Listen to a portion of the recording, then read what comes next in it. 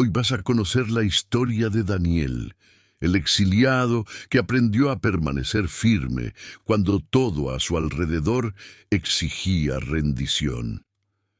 No fue una historia de fuerza física, fue una historia de presión psicológica, de manipulación política y de lealtad espiritual en territorio enemigo. Daniel no vivía en su hogar, vivía dentro del corazón de un imperio, donde la cultura podía reescribirte por dentro y la ley podía aplastarte por fuera. Y hay algo que debes entender desde el inicio. El exilio no solo te cambia la geografía, te cambia el ritmo, la comida, el idioma, la mirada de la gente. Te cambia la manera en que te observan, te vuelve extraño, te vuelve vulnerable, te vuelve fácil de moldear. Y Babilonia sabía moldear. Todo comienza cuando Jerusalén cae y muchos jóvenes son llevados a Babilonia. Entre ellos está Daniel. No llega como héroe, llega como prisionero. Y lo primero que el sistema intenta hacer no es destruir su cuerpo, sino redefinir su identidad. Le dan educación, formación, un nuevo entorno, y con eso una nueva manera de pensar. Porque Babilonia no necesitaba que Daniel muriera, necesitaba que Daniel cambiara, necesitaba que su fe se volviera flexible, privada, inofensiva. Hay algo más que Babilonia hace con los exiliados, y es sutil. No te quita solo la libertad, te quita el lenguaje con el que entiendes tu dolor. Te obliga a llamar progreso a la pérdida, adaptación a la renuncia, madurez a la resignación. Porque cuando cambias las palabras, cambias el alma. Daniel lo percibe desde temprano. Por fuera todo parece una oportunidad. Educación, privilegios, un lugar cerca del poder. Pero por dentro es un laboratorio. Es el intento de producir personas eficientes, inteligentes y vacías.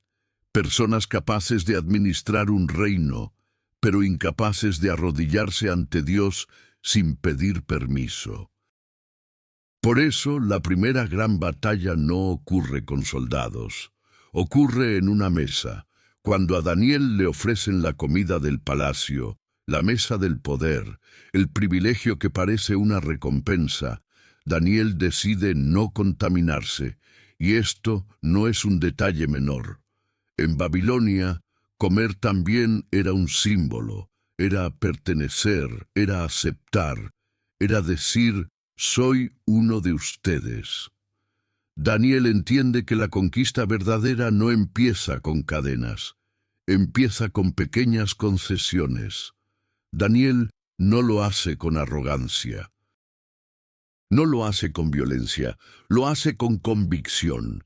Pide permiso, propone una prueba y se mantiene firme sin provocar un escándalo. Es una resistencia silenciosa, pero real. Y esa primera decisión marca el tono de toda su vida. Daniel puede aprender el idioma del imperio, puede entender su administración, puede moverse en sus pasillos, pero no entregará su adoración. Esa escena parece pequeña, pero es enorme. Porque allí Daniel deja claro algo que lo acompañará toda la vida. Él no va a olvidar quién es, aunque le den un nombre nuevo, aunque le ofrezcan un futuro brillante. Porque el peligro del exilio no es solo el castigo. El peligro del exilio es que te acostumbras. Te acostumbras a sobrevivir con una fe mínima. Te acostumbras a callar. Te acostumbras a no incomodar. Y un día te miras al espejo y ya no recuerdas en qué momento dejaste de ser tú. Daniel no quiere vivir así. Por eso mantiene disciplina, mantiene oración, mantiene gratitud, mantiene límites.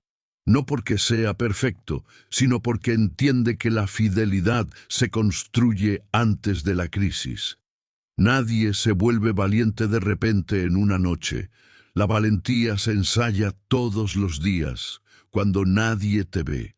Con el paso del tiempo, Daniel es llevado al ambiente más peligroso de Babilonia, la corte del rey.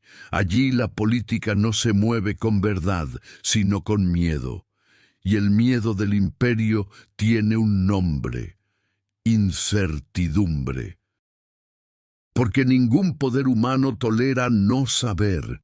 El rey Nabucodonosor comienza a ser atormentado por sueños que no puede comprender, y cuando el rey no comprende, el rey amenaza. Los sabios, los astrólogos, los consejeros, todos son llamados, todos hablan, nadie responde. Y cuando nadie responde, el imperio hace lo que siempre hace: busca un culpable. De pronto, la vida de muchos está en juego, porque el rey exige una respuesta imposible. Exige que le digan no solo la interpretación del sueño, sino el sueño mismo. Es una orden absurda, pero en un sistema donde el poder es absoluto, lo absurdo se convierte en ley. Y cuando la ley se vuelve absurda, el miedo se vuelve el idioma oficial. Nadie quiere ser el primero en admitir que no sabe. Nadie quiere ser el primero en decir: esto no se puede. Porque en Babilonia la incompetencia se paga con sangre. En ese clima de tensión, Daniel aparece como alguien que no presume poder, sino dependencia. Él no dice: yo puedo. Él dice: la respuesta no está en mí. Y eso ya es una provocación silenciosa, porque el imperio quiere hombres que aparenten control. Daniel confiesa que no controla, confiesa que hay un Dios por encima, que el conocimiento no es magia, que la verdad no es un truco. Daniel pide tiempo, y ese detalle es clave, porque no se lanza a hablar para impresionar. No improvisa para ganar reputación, busca a Dios, ora, se reúne con sus compañeros, y allí ocurre algo que muchas veces se pasa por alto. La fe de Daniel no es una pose individual, es una disciplina compartida, una comunidad pequeña en medio de un sistema inmenso, un grupo que decide no dejarse absorber. Entonces llega el primer gran giro. Daniel interpreta el sueño, y no solo lo interpreta, revela que el futuro no pertenece al imperio, que los reinos suben y caen, que la historia no está bajo control humano, aunque los poderosos lo crean. Daniel describe una secuencia de poderes, como si la soberbia humana pudiera ser catalogada por etapas. Hoy brillas, mañana te quiebras, y al final desapareces. El rey queda impactado. Daniel asciende. Daniel recibe autoridad. Daniel recibe influencia. Pero su ascenso no significa seguridad, significa exposición. En Babilonia, cuanto más alto estás, más ojos te vigilan. Y cuanto más cerca estás del trono, más peligrosas se vuelven las sonrisas. Porque el éxito trae otra tentación, la de creerte indispensable, la de creer que tu influencia es tu seguridad, la de pensar que mientras seas útil, estarás protegido. Daniel aprende algo duro. En el palacio nadie está protegido, solo está aplazado, porque el poder cambia de humor, cambia de rey, cambia de agenda. Hoy te aplauden, mañana te usan, pasado mañana te culpan. Por eso, aunque Daniel asciende, no se duerme en el éxito, sigue sobrio, sigue vigilante, sigue sabiendo que el favor humano es frágil, pero el propósito de Dios no depende de la opinión de los poderosos. Y entonces la presión cambia de forma. Ya no es una prueba privada, se vuelve pública. La adoración se convierte en política. La lealtad se convierte en espectáculo. Se levanta una gran imagen y se decreta que todos deben postrarse. La música suena, los funcionarios se alinean y el miedo circula como un aire pesado. En ese ambiente, la conciencia estorba. La fe se vuelve un problema, porque el imperio no tolera que exista una lealtad superior a la del Estado. Aunque el foco esté en los amigos de Daniel, el mensaje alcanza a todos. Aquí no basta con sobrevivir. Aquí te exigen adorar lo que el poder declara sagrado. El horno arde como advertencia. La multitud obedece por miedo. Y en Babilonia, el miedo siempre intenta pasar por obediencia. Pero algunos se niegan, y allí se revela una línea que atraviesa toda esta historia. Hay un punto donde la conciencia no puede ser comprada. Hay un punto donde ceder es morir por dentro. La historia continúa, y el imperio muestra su fragilidad de otra forma. Nabucodonosor, el rey que parecía invencible, es confrontado con su propio orgullo.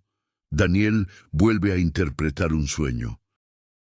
Y esta vez no se trata solo del futuro del reino, sino del corazón del rey.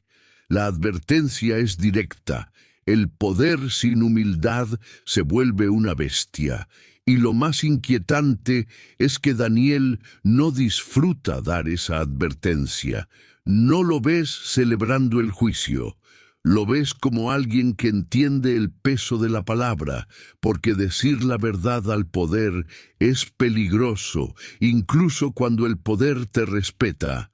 Daniel interpreta, advierte, llama a la justicia, llama a la misericordia, como si dijera, aún hay tiempo. Pero el orgullo es lento para escuchar. Y el orgullo, cuando se instala en el trono, se cree invulnerable, hasta que cae. El rey escucha, y no cambia a tiempo. El orgullo lo derrumba. El rey que dominaba a otros es reducido, humillado, quebrado. El hombre que se creía dueño de la historia aprende que ni siquiera es dueño de su propia mente. Y la lección queda flotando en el aire como una sombra. El imperio puede ser enorme, pero el alma humana puede ser más frágil que el vidrio. Los años pasan. Los nombres cambian. Los reyes cambian. Y Daniel sigue ahí. Y aquí hay una capa que muchos olvidan: el desgaste del tiempo. Porque no todo el sufrimiento es dramático. A veces el sufrimiento es esperar, ser fiel sin aplausos, servir sin reconocimiento, resistir sin señales visibles. Imagínalo, ver gobiernos subir, gobiernos caer, promesas romperse, injusticias repetirse, ver a los oportunistas prosperar, ver a los justos ser ignorados, y aún así seguir haciendo lo correcto. Eso es una forma de martirio silencioso. Eso es una forma de victoria que casi nadie entiende. Hasta que llega una noche diferente, una noche de fiesta, una noche de exceso, una noche de seguridad falsa. El rey Belsasar celebra como si el mundo fuera eterno, como si la estabilidad fuera garantizada, como si la historia no tuviera grietas. Y mientras la música suena y las copas se levantan, aparece lo imposible, una escritura misteriosa en la pared. De pronto, el palacio se llena de silencio. Los poderosos pierden el control, los rostros cambian, las manos tiemblan, porque cuando la explicación humana se agota, el miedo se vuelve puro. Nadie puede leer, nadie puede explicar, nadie puede fingir. Y entonces, cuando ya no queda orgullo que sostenga la escena, alguien recuerda un nombre antiguo: Daniel. el hombre que por años no necesitó escándalos para ser consistente, el hombre que cuando todos se desesperan mantiene la calma. Daniel entra ya mayor, con una autoridad que no viene de un cargo, sino de una vida. Él no llega para entretener al rey, llega para decir la verdad. Y antes de interpretar, Daniel recuerda el pasado, recuerda la caída de Nabucodonosor, recuerda la lección del orgullo, y deja claro que Belsasar conocía esa historia, y aún así decidió ignorarla. Aquí la historia se vuelve más oscura, porque una cosa es errar por ignorancia, otra cosa es errar despreciando una advertencia que ya fue escrita con vergüenza y humillación. Daniel lo expone con claridad, no con insultos, con verdad.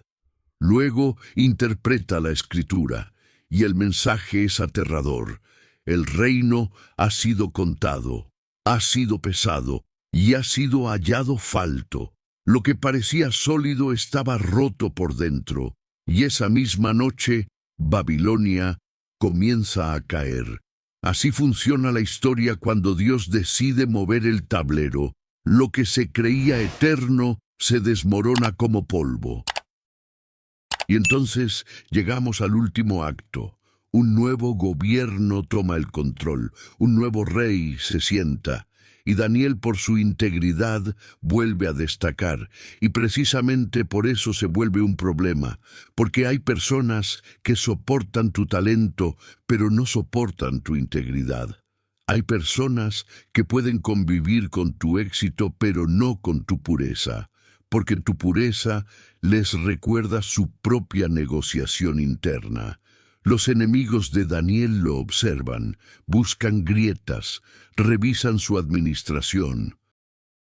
Esperan encontrar un escándalo, un soborno, una mentira pequeña, pero no lo encuentran, y esa ausencia de culpa es lo que los enfurece. Entonces cambian el plan.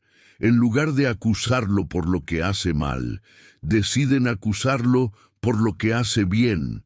Porque hay un tipo de maldad que no puede destruir la luz apagándola desde afuera.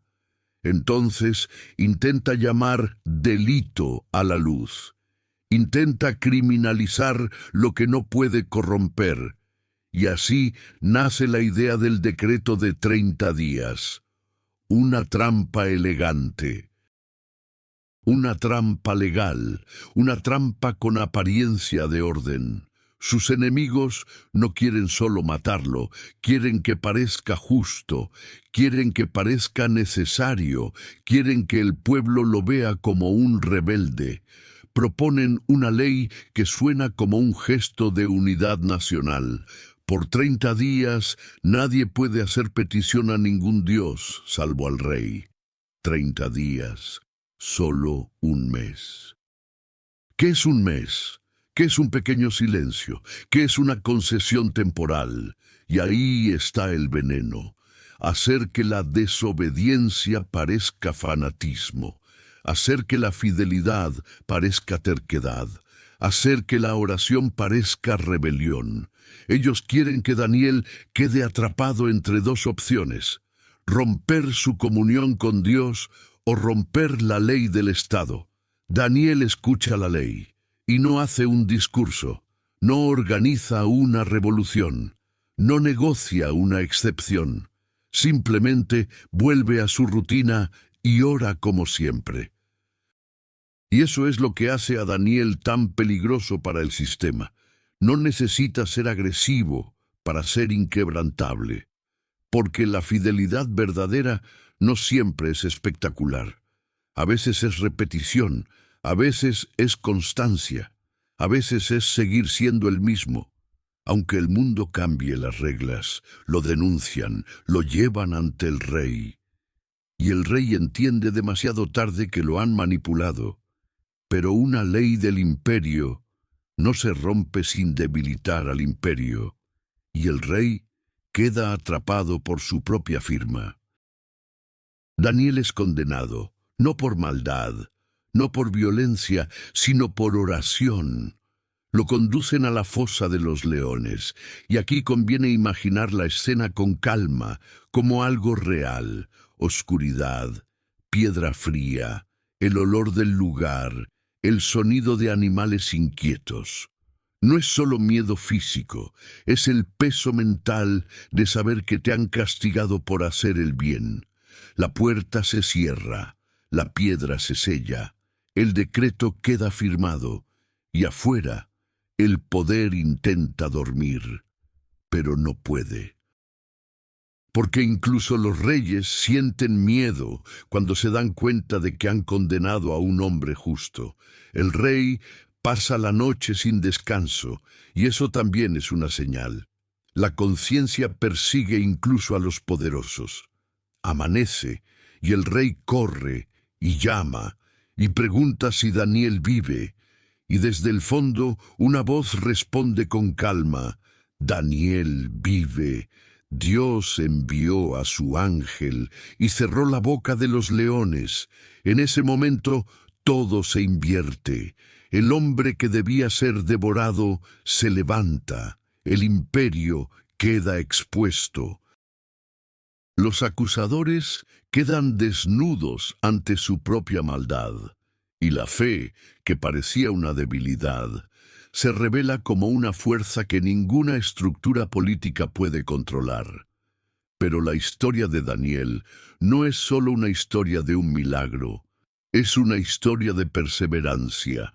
Daniel resistió la presión de la mesa, resistió la presión del palacio, resistió la presión de los reyes y resistió la presión del tiempo. Porque la mayor victoria de Daniel no fue salir de la fosa. Fue no perderse a sí mismo antes de llegar allí. Fue no permitir que el exilio lo convirtiera en otro. Fue permanecer fiel cuando la fidelidad era invisible, cuando la fidelidad no traía recompensas inmediatas, cuando la fidelidad parecía inútil. Y si hoy tú sientes que vives en un mundo que te empuja a ceder poco a poco, Daniel te deja un mensaje claro. La fidelidad no siempre evita la fosa, pero te enseña a atravesarla.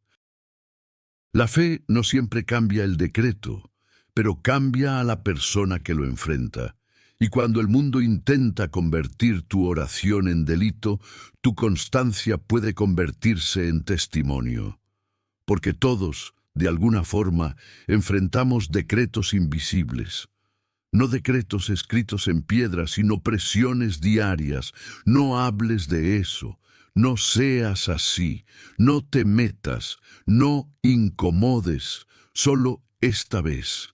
Y Daniel responde con una vida entera diciendo: no, no por orgullo, sino por lealtad. No por rebeldía, sino por adoración. Si esta historia te ayudó, suscríbete para más relatos bíblicos contados con profundidad. Y déjame en comentarios qué parte de la vida de Daniel te impactó más. Porque muchas veces la historia que más necesitamos escuchar es la que nos recuerda que no estamos solos en la oscuridad.